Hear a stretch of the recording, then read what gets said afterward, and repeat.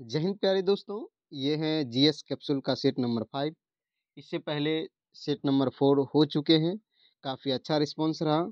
और set number 5 का पहला प्रश्न कुछ इस प्रकार से और उसका विश्लेषण कुछ इस प्रकार से देखने मिलने वाले हैं आपको। तो पहला प्रश्न ये है, राज्यों को भाषा के आधार पर गठित करने हेतु 1948 में गठित प्रथम आयोग का अध्यक्ष कौन था? तो प्रथम आयोग के अध्यक्ष जस्टिस एस के धर थे। ऑप्शन नंबर सी राइट हो जाएंगे, जस्टिस एस के धर। आइए इसका व्याख्या देखते हैं और इम्पोर्टेंट पॉइंट को समझते हैं।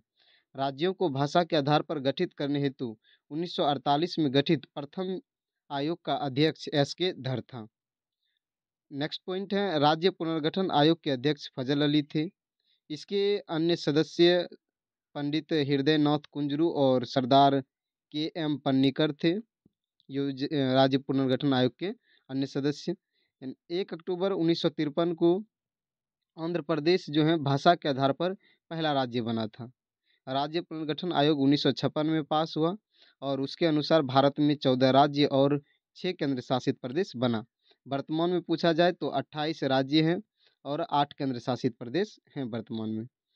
नेक्स्ट पॉइंट है, 2 अप्रैल 1975 को सिक्किम जो है भारत का 22वां राज्य बना था। नेक्स्ट क्वेश्चन है, डॉक्टर बी आर अम्बेडकर ने किस मौलिक अधिकार को संविधान के हृदय और आत्मा की संज्ञा दी थी? तो संवैधानिक संरक्षण का अधिकार, यानी ऑप्शन नंबर सी राइट हो जाएंगे, संवैधानिक संरक्षण का अधिकार, यानी आर्टिकल 32। कौन से आर्टिकल 32 को उन्होंने संविधान के हृदय तथा आत्मा की संज्ञा दी थी। नेक्स्ट पॉइंट है,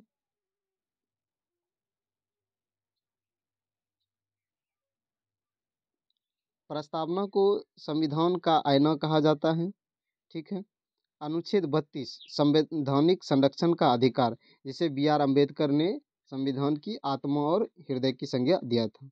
आर्टिकल 14 विधि के समक्ष समानता की चर्चा है। आर्टिकल 15 यानी अनुच्छेद 15 में धर्म, मूल वंश, जाति, लिंग या जन्म के आधार पर विभेद का प्रतिबंध है। आर्टिकल 16 लोक नियोजन के विषय में अवसर की क्षमता है। अनुच्छेद 17 में है अस्पृश्यता का अंत। अनुच्छेद 18 में उपाधियों का अंत और अनुच्छेद 19 का ए का क में प्रेस की स्वतंत्रता की चर्चा है। ये बहुत इंपॉर्टेंट और मोस्ट क्वेश्चंस बनने वाले ये पॉइंट हैं। ठीक है, इसे ध्यान रखिएगा। नेक्स्ट क्वेश्चन है, राष्ट्रपति द्वारा अवकाश प्राप्त करने की आयु क्या है? तो राष्ट्रपति द्वारा अवकाश प्राप्त करने की कोई आयु सीमा नहीं होती है। ऑप्शन नंबर डी राइट हो जाएंगे, अवकाश प्राप्त करने की आयु की कोई सीमा नहीं है। इंपॉर्टेंट पॉइंट है, राष्ट्रपति द्वारा अवकाश प्राप्त करने की कोई सीमा नहीं है। राष्ट्रपति बनने के लिए आपकी कम से कम न्यूनतम उम्र 35 वर्ष होनी चाहिए। राष्ट्रपति पद के उम्मीदवार के लिए निर्वाचन मंडल के 50 सदस्य प्रस्तावक के रूप में और 50 सदस्य अनुमोदक होते हैं। अनुच्छेद 61 के तहत राष्ट्रपति पर महाभियोग लगाया जाता है। राष्ट्रपति उपराष्ट्रपति को अपना त्याग पत्र देता है और उपराष्ट्रपति राष्ट्रपति को, दोनों एक दूसरे को अपना त्याग पत्र देते हैं। राष्ट्रपति सार्वजनिक महत्व के प्रश्न पर उच्चतम न्यायालय से अनुच्छेद 143 के तहत परामर्श ले सकता है। सिर्फ डॉक्टर राजेंद्र प्रसाद ही 2 बार भारत के राष्ट्रपति बने हैं। ये इम्पोर्टेंट पॉइंट है कि राष्ट्रपति जो है किस अनुच्छेद के तहत सुप्रीम कोर्ट से परामर्श ले सकता है, तो अनुच्छेद 143 के तहत। बहुत इंपॉर्टेंट पॉइंट है, याद रखिएगा। क्वेश्चन नंबर 4 है, निम्नलिखित में से कौन से विधेयकों पर राष्ट्रपति को अनिवार्य रूप से हस्ताक्षर करने पड़ते हैं और वह उन्हें पुनर्विचार के लिए वापस नहीं भेज सकता है? तो सिर्फ और सिर्फ धन विधेयक पर डायरेक्ट हस्ताक्षर करना पड़ता है और उस पर पुनर्विचार के लिए नहीं भेज सकते हैं राष्ट्रपति। धन विधेयक के संबंध में लोकसभा का निर्णय क्या होता है? अंतिम निर्णय होता है। लोकसभा अध्यक्ष द्वारा हस्ताक्षर करने पर धन विधेयक पारित हो जाता है। लोकसभा का अध्यक्ष अध्यक्ष के रूप में शपथ नहीं लेता बल्कि सामान्य सदस्य के रूप में शपथ लेता है। अध्यक्ष उपाध्यक्ष को तथा उपाध्यक्ष अध्यक्ष को अपना त्याग पत्र देता है। वहीं ज्वाइंट अधिवेशन जो होता है, संयुक्त अधिवेशन की अध्यक्षता, यानी राज्यसभा और लोकसभा दोनों एक साथ ज्वाइंट अधिवेशन होता है तो उसकी अध्यक्षता लोकसभा के अध्यक्ष ही करता है। क्वेश्चन नंबर 5 है, निम्नलिखित में से किस संस्था की अध्यक्षता एक ऐसा व्यक्ति करता है जो संसद का सदस्य नहीं होता है? तो राज्यसभा। राज्यसभा की जो संस्था है इसकी अध्यक्षता वो करता है जो उस सदन का सदस्य भी नहीं होता है, यानी ऑप्शन नंबर ए राइट हो जाएंगे, राज्यसभा। इम्पोर्टेंट पॉइंट है। राज्यसभा का सभापति जो होते हैं वह उपराष्ट्रपति होता है। ठीक है, उपराष्ट्रपति राज्यसभा का सदस्य नहीं होता है, अतः उसे मतदान करने का अधिकार नहीं है, किंतु सभापति के रूप में निर्णायक मत देने का अधिकार उसके पास है। संविधान का अनुच्छेद 63 कहता है कि भारत में एक राष्ट्रपति उपराष्ट्रपति होगा। ठीक है, संविधान में उपराष्ट्रपति से संबंधित प्रावधान अमेरिका के संविधान से लिया गया है। उपराष्ट्रपति के लिए कम से कम उम्र 35 वर्ष होनी चाहिए। राज्यसभा के सदस्य के लिए आयु 30 वर्ष होनी चाहिए। राज्यसभा के सदस्य का कार्यकाल 6 वर्ष का होता है। राज्यसभा को कभी भी भंग नहीं किया जा सकता, इसलिए इसे अस्थायी सदन भी कहते हैं राज्यसभा को। ठीक है, क्वेश्चन नंबर 6 है, एपीग्राफी क्या है? तो एपीग्राफी शिलालेखों का अध्ययन होता है। एपीग्राफी इंपॉर्टेंट पॉइंट है, एपीग्राफी शिलालेखों का अध्ययन है। वहीं न्यूमिस्मेटिक्स ये सिक्कों का अध्ययन होता है।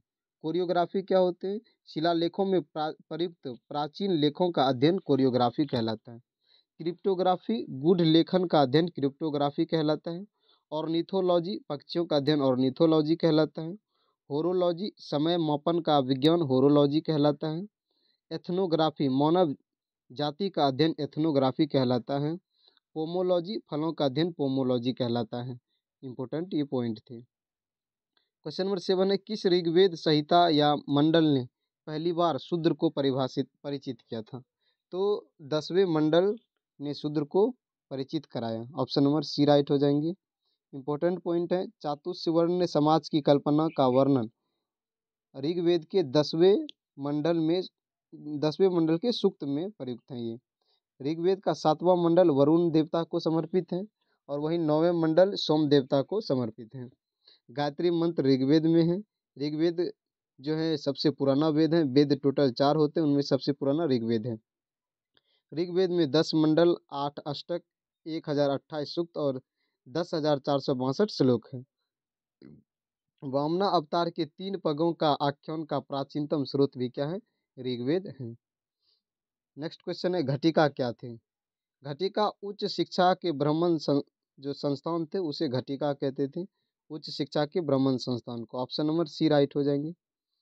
नेक्स्ट इंपोर्टेंट पॉइंट है, पल्लव के शासन काल में उच्च शिक्षा के ब्राह्मण संस्थान की घटिका कहा जाता था। पल्लवों की राजभाषा संस्कृत थी।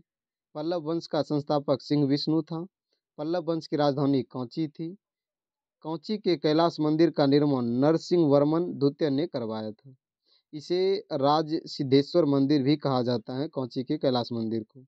महाबलीपुरम का 81वां रथ मंदिर का निर्माण नरसिंह वर्मन प्रथम ने करवाया था।